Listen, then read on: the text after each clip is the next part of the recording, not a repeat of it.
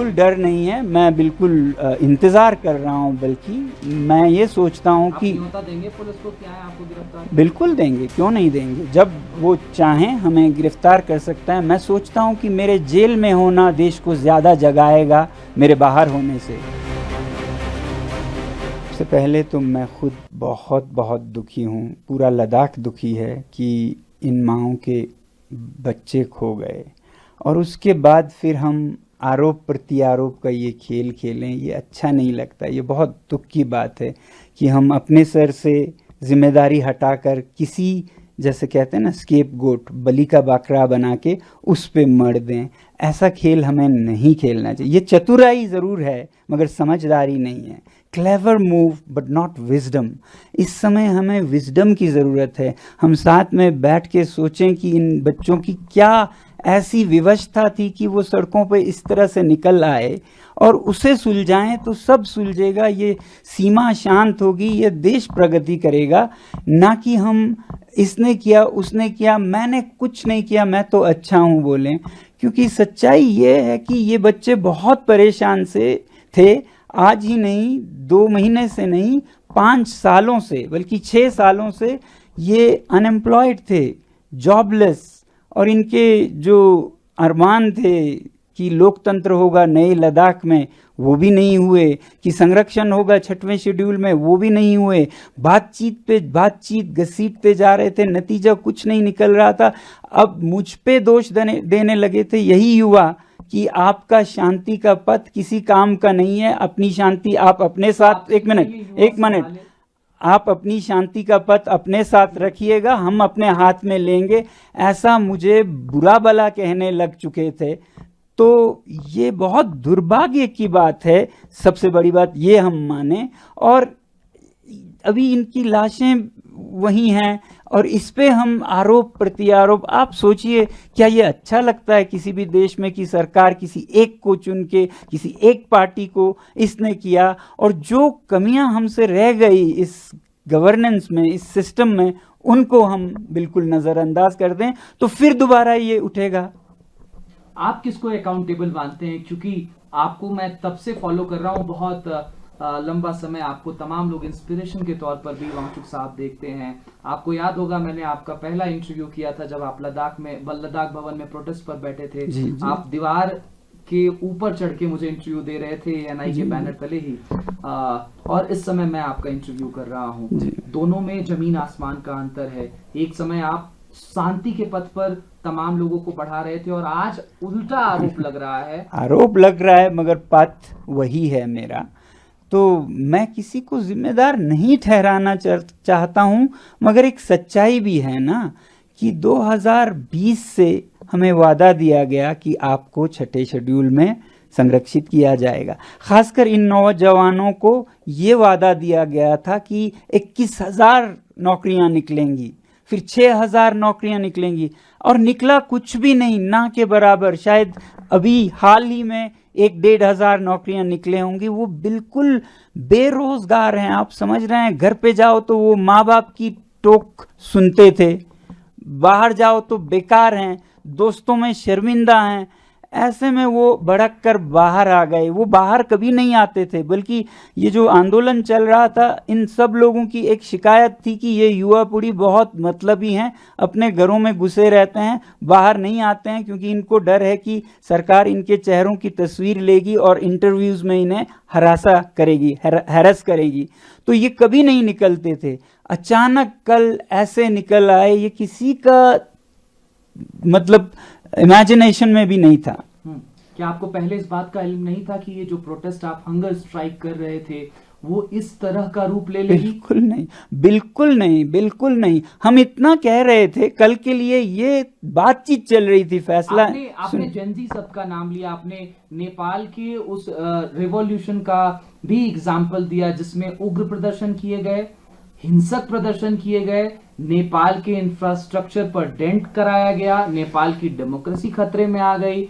तमाम आरोप और उस तरीके की बात को आप इंडोर्स करते हुए नहीं, ऐसा मत कहिए। इंडोर्स करते, जब ये हो चुका था, पहली बात तो कुछ लोग कहते हैं कि आपने ऐसा कह के इंसाइट किया जब ये हो चुका था मैंने तब एक अपडेट दिया जिसमें मैंने कहा कि ये हिंसा निंदनीय है, शब्द था निंदनीय है, मैं बहुत दुखी हूँ, इससे आप हमारा समर्थन नहीं बल्कि हमारी बदनामी कर रहे हैं। और फिर मैंने कहा कि ये अचानक से बिना किसी पहले के उसके अचानक से ऐसे हजारों में युवा निकल गए मानो जैसे जेनजी रेवोल्यूशन सा हो, ऐसा एक शब्द निकल गया। वैसे मैं जेनजी प्रयोग नहीं करता हूं, अब ये बच्चे खुद को करते हैं तो इसलिए शायद मेरे मुंह से निकला, वरना हमें जेनजी से इतना छूत-अछूत भी नहीं होना चाहिए। ऐसा कोई शब्द में तो बुराई नहीं है, पता नहीं कुछ लोगों को इतना क्यों लगता है, मैं भी यूज नहीं करता हूं, मगर कल ये मैंने सिर्फ इसका वर्णन करते हुए कहा ऐसा एक हालात हो गया लद्दाख में जिससे हम सब दुखी हैं। ये होने के बाद का अपडेट है, आप जाके देख सकते हैं। आपने कभी ऐसा लद्दाख देखा था?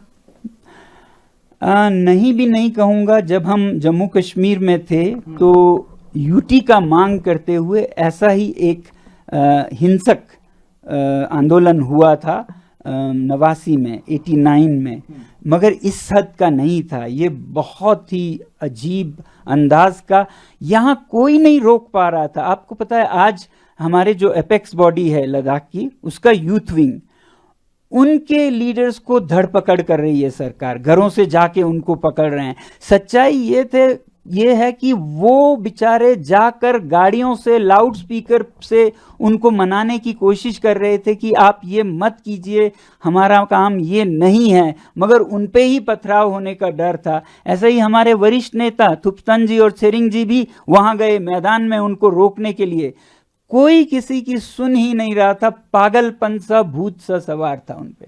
तो वांगचू साहब, किसी को गिरफ्तार ना किया जाए, किसी को अकाउंटेबल ना बनाया जाए, किसी के ऊपर अकाउंटेबिलिटी फिक्स ना किए जाए, कहा जाए कि ये सरकार की गलती है? नहीं, ऐसा तो नहीं। हिंसा को तो हम कभी भी सही नहीं ठहरा सकते हैं। कानून को अपना रास्ता लेना चाहिए, कोर्स लॉ जो कहते हैं, तो जो गलत हैं उन्हें सजा होनी चाहिए। जी नहीं, सीबीआई जांच अभी नहीं हुई। ठीक अगले दिन एक प्रेस रिलीज देती है गृह मंत्रालय, भारत जैसे महान बड़े देश का गृह मंत्रालय प्रेस रिलीज देता है जिसमें वो कहते हैं सोनम वांगचुक, सोनम वांगचुक, 3-4 बार सोनम वांगचुक, एक छोटे से इंसान पर वो पूरा दोष मढ़ते हैं। तो ये एक कड़ी का हिस्सा है, ये भी कल का वाला भी एक कड़ी का हिस्सा है। ये कोई 1.5 महीना पहले शुरू हुआ, जबकि लद्दाख के जो चुनाव हैं वो 2 महीने में आने वाले थे। ये वही चुनाव है जिसमें लोग मांग कर रहे हैं कि पिछले चुनाव का वादा पूरा कीजिए अगले में जाने से पहले। पिछले चुनाव का वादा था कि आपको 6वें शेड्यूल में लाएंगे, तो अब लोग मांग कर रहे थे इसे पूरा किए बिना हम आपको नहीं जाने देंगे। उनमें से बड़ी आवाज़ मेरी थी, तो मुझ पर उन्होंने निशाना साधा और 1.5 महीना पहले हमें बताया गया कि आप पर एक FIR है, वो भी देशद्रोह का है। उसके बाद हमारे विद्यालय की ज़मीन वापस ले जा रहे हैं ऐसा नोटिस आया। उसके बाद CBI की इंक्वायरी, ये 2 हफ्ते पहले की बात है, CBI की, फिर इनकम टैक्स के पता नहीं क्या क्या। तो CBI के नोटिस में ये लिखा है कि 2022 से 24 में आपकी संस्था ने विदेशी मुद्रा ग्रहण किया, जबकि आपके पास अनुमति नहीं है, FCRA नहीं है। हमने FCRA नहीं लिया क्योंकि हमारा इरादा नहीं है विदेशों से हम भीख मांगे, ठीक है, मगर 2000 लेकिन आपने पैसे तो लिए। हाँ, अब देखिए वो क्या पैसा है। ये किसी भी यूनिवर्सिटी का सपना होगा और जो ये यूनिवर्सिटी करने में काबिल होगी उसे पुरस्कार दिया जाएगा कि उसका ज्ञान यानी कि भारत का ज्ञान विदेशों में निर्यात हो। तो हमारे जो पैसिव सोलर हीटेड बिल्डिंग्स है जो हमने लोगों के लिए, इंडियन आर्मी के लिए बनाए, वो अफगानिस्तान में ले जाना चाहते थे संयुक्त राष्ट्र संघ, यूनाइटेड नेशंस, और उन्होंने इसके लिए हमें फीस अदा की। उसी तरह हमारे आर्टिफिशियल ग्लेशियर्स को स्विट्जरलैंड की एक यूनिवर्सिटी और इटली के एक संस्था चाहते थे कि ये प्रोजेक्ट्स में प्रयोग किया जाए। उसके लिए हमें ज्ञान की दक्षिणा, फीस अदा की। वो फीस बाज़ाब्ता टैक्स के साथ है।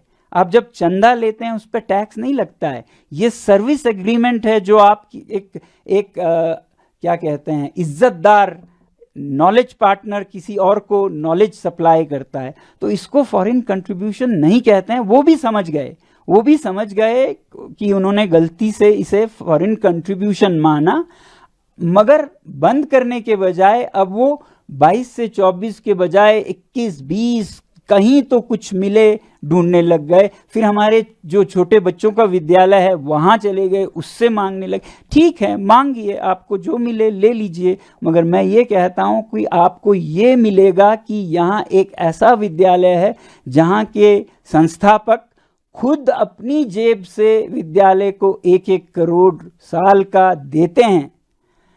अब उसका क्या इनाम देंगे वो, ये मैं नहीं पूछना चाहूँगा।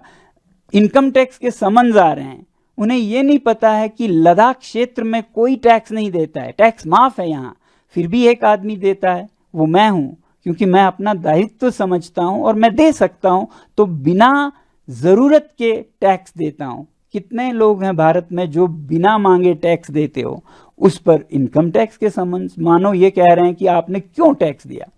तो ये विच हंटिंग का एक बदकिस्मती से कहना पड़ रहा है, एक कड़ी सा चला, जिसका आखिरी कड़ी था कल जब हिंसा के बाद पूरा का पूरा दोष सोनम वांगचुक पे डाला। मुझे वैसे भी ऐसे खबरें आती गई बहुत अच्छे सूत्रों से कि आपके खिलाफ पब्लिक सेफ्टी एक्ट का केस बनाया जा रहा है ताकि आपको 2 साल के लिए बिना जांच के, बिना बेल के जेल भेजा जा सके। तो आपको डर है कि अब आपकी गिरफ्तारी? बिल्कुल डर नहीं है, मैं बिल्कुल इंतजार कर रहा हूं, बल्कि मैं ये सोचता हूं कि न्योता देंगे पुलिस को कि आए आपको गिरफ्तार? बिल्कुल देंगे, क्यों नहीं देंगे। जब वो चाहें हमें गिरफ्तार कर सकता है। मैं सोचता हूं कि मेरे जेल में होना देश को ज्यादा जगाएगा मेरे बाहर होने से, क्योंकि देश नज़ारा देखेगा। जो आदमी देश विदेश से भारत के लिए मैग्सेसे से लेके रोलेक्स अवार्ड से लेके 30 पुरस्कार लाता है, 8 तो यूनिवर्सिटीज़ के ऑनररी डॉक्टरेट्स लाता है, देश का नाम ऊंचा करता है, यहाँ के ज्ञान को निर्यात करता है, और चीन जैसे देशों के खिलाफ बायकॉट चाइनीज़ प्रोडक्ट्स का मुहिम चलाता है, जो आगे ले जाके सरकार भी उसे आगे बढ़ाती है। उसी आदमी को हम आज ऐसे दोषों में जेल डाल रहे हैं। ये नज़ारा जब वो देखेंगे तब वो समझेंगे कि आज देश कैसे चल रहा है। तो इसलिए मैं सोचता हूँ मेरी देश सेवा की यही एक आखिरी कड़ी रह गई है। वांगचुक साहब, क्या पहले जैसे सोनम वांगचुक बनकर के अब उन तमाम युवाओं के बीच में, लद्दाख वासियों के बीच में, भारतवासियों के बीच में, हमने देखा है आप क्लाइमेट चेंज पर बात करते हैं, आप ग्लोबल वार्मिंग पर बात करते हैं, बड़ी संख्या में युवा आपको फॉलो करते हैं। जब आप विदेशों में जाते हैं, आप एक पोस्ट करते हैं, उस पर मिलियंस लाइक होती हैं। तो you are an youth inspiration sir, लेकिन क्या आपको लगता है कि अब वो क्रेडिबिलिटी उस सोनम वांगचुक की रह जाएगी, क्योंकि 4 जाने आपकी वजह से गई? नहीं, मेरी वजह से गई ये कहना गलत होगा। उनकी कोशिश है कि देश को ऐसे दर्शाएं और वो इसमें छुप जाएं, ये कोशिश है। देश के लोग इतने बेवकूफ़ नहीं हैं, आप समझ सकते हैं कि देश के लोग इतने नहीं हैं कि जो उनको खिलाया जाए वो पी जाएं, खा जाएं। देश ज़रूर समझेगा कि सच्चाई क्या है। क्या पुराने वाले सोनम वांगचुक की तरह, जैसे आप दिल्ली में बैठ जाते थे प्रोटेस्ट करने, आप तमाम जगहों से वो इंफॉर्मेटिव चीज़ें डालते थे, आप हंगर स्ट्राइक पर बैठ जाते थे, क्या आपको लगता है कि अब उसी तरीके से लद्दाख वासी, देशवासी आप पर भरोसा करेंगे उस पुराने वांगचुक की तौर पर? देखिए, लद्दाख वासी तो और भी 10 गुना करेंगे, क्योंकि उन्हें सच पहले से ही पता है। देशवासियों को जैसे जैसे पता चलेगा वो भरोसा करेंगे, उससे भी ज़्यादा पहले से भी, क्योंकि अब तो ये 75 कठिन परीक्षणों से परखा हुआ सोना है। कल तक तो ये सोना है बोलते थे, मान लेते थे। अब उन्हें दिखेगा कि ये सोना कहीं गलता नहीं, पिघलता नहीं, बर्फ़ में हो चाहे आग में हो, ये खड़ा रहता है। अगर हमारे देश की जो सबसे बहुमूल्य एक नारा है, सत्यमेव जयते, उसमें ज़रा भी ताकत है, सच्चाई है, तो देश मुझे ज़रूर समझेगा, अगर सत्यमेव जयते अभी भी जिंदा है तो। वांगचुक साहब, मेरा ये अंतिम सवाल रहेगा कि अब आप क्या उसी बुलंदी के तौर पर लद्दाख के पूर्ण राज्य की मांग हो, 6th स्केड्यूल की मांग हो, उसको आगे बढ़ाएंगे? क्योंकि अब हमने देखा कि इस प्रोटेस्ट को उस तरीके से लोग नहीं देख पाएंगे, तो क्या अब कल से उसी तौर पर आप लग जाएंगे, क्योंकि आपने तो हंगर स्ट्राइक भी खत्म कर दी, अब आप पर तमाम आरोप हैं, तो क्या उसी मोटिवेशन के साथ, उसी ऑप्टिमिस्टिक एटीट्यूड के साथ आप वो सारी मांगे लद्दाख के लिए कल से जी रखेंगे? जी। पहली बात, अगर और हमने अभी आप रखेंगे एएनआई पर? जी जी, अगर हमने अनशन बंद किया वो देश हित में, लोगों के हित में किया, कि अगर इतना उपद्रव हो रहा है तो ऐसे में हम अनशन ही हटा देंगे, क्योंकि इस उपद्रव के पीछे युवा का डर था कि ये अनशन वालों को कुछ हो ना जाए, इसलिए वो भड़क गए थे कि 14वें दिन पे 2 लोग अस्पताल चले गए, ले जाना पड़ा गंभीर स्थिति में। तो ये डर था, तो हमने कहा कि ये अनशन ही हम हटाएंगे, आप कृपया ऐसा मत कीजिए। ये मेरा एक योगदान था कि शांति कैसे जल्दी से जल्दी लाएं। ठीक है, आगे जाने की बात है। लद्दाख के लोग तो जैसा मैंने आपको कहा सब समझते हैं, और लोगों को भी समझ आएगी। हाँ, हम वैसे ही कहेंगे कि जो वादे थे आप पूरा कीजिए, वही एक तरीका है लद्दाख के युवाओं के मन को शांति देने का, और जिनकी मृत्यु हुई उनके आत्मा को शांति देने का, कि आखिर आप समझे हमारे दर्द को। अभी भी आप अगर उस दर्द को न समझी करके कालीन के नीचे दबाएं और औरों पे दोष साधते रहें, तो न उनकी आत्मा को शांति मिलेगी, न इनके गुस्से ठंडा होगा, तो ये और भड़केगा। तो ऐसा न करें। मैं कृपया विनती करता हूं सरकार से कि इस मौत के बाद आप ऐसा खेल मत खेलिए कि ये उसका था, ये इसका था। समझिए कि पिछले 6 सालों में लद्दाख के साथ क्या हुआ। देश मतलब बुद्धू नहीं है ना, देश ने देखा है सोनम वांगचुक हमेशा अनशन के पथ पर, पदयात्रा के पथ पर शांति के साथ ही चला, कभी उससे डगमगाया नहीं।